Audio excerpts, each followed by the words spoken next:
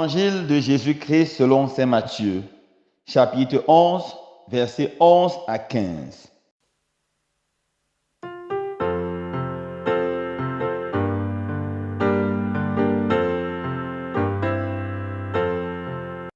En ce temps-là, Jésus déclarait aux foules, « Amen, je vous le dis, parmi ceux qui sont nés d'une femme, personne ne s'est levé de plus grand que Jean le Baptiste.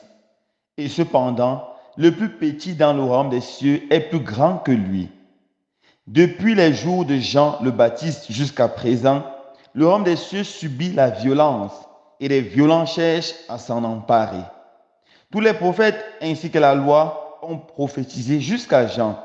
Et si vous voulez bien comprendre, c'est lui le prophète Élie qui doit venir. Celui qui a des oreilles, qu'il entende. » Acclamons la parole de Dieu. Louange à toi, Seigneur Jésus.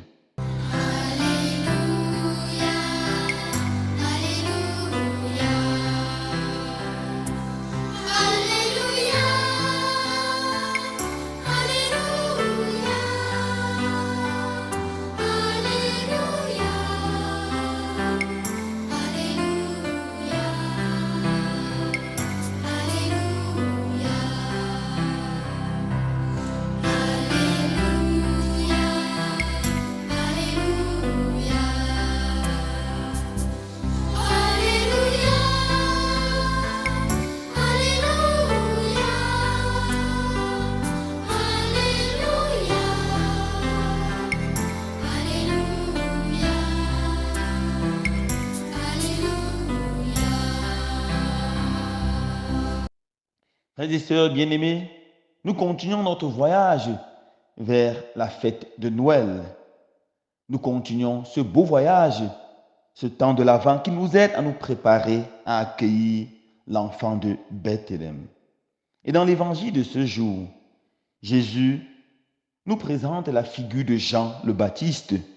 Jean le Baptiste est ce prophète du temps de l'Avent qui nous aide à nous préparer à accueillir Jésus.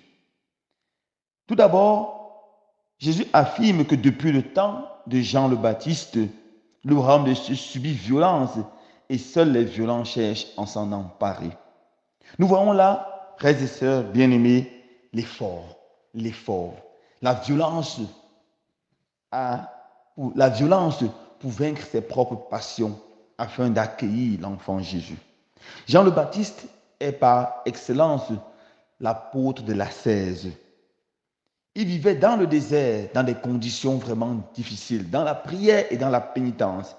Il se vêtait d'habits vraiment rugueux. Il mangeait du miel sauvage,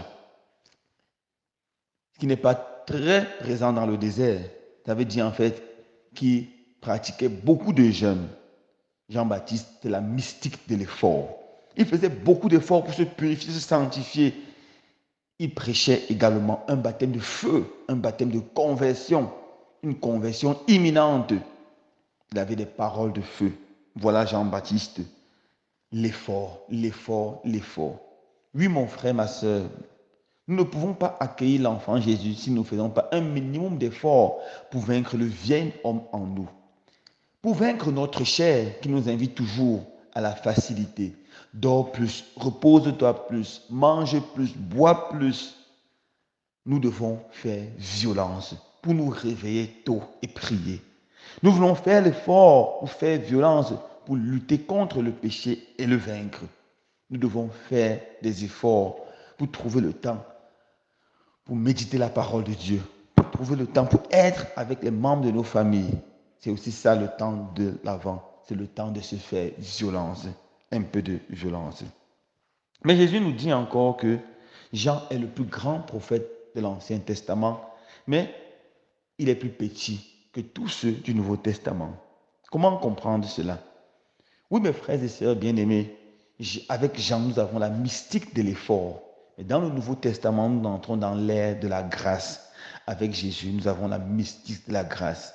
C'est Dieu qui vient visiter son peuple et donne la grâce à tous les hommes de s'élever pour lui. Jean-Baptiste connaissait la magnificence de Dieu, mais il ignorait tout sur l'amour de Dieu, sur l'amour qui s'est manifesté sur la croix. Il connaissait la justice et la colère de Dieu, mais il ignorait tout sur la miséricorde et l'amour de Jésus qui s'est manifesté sur la croix.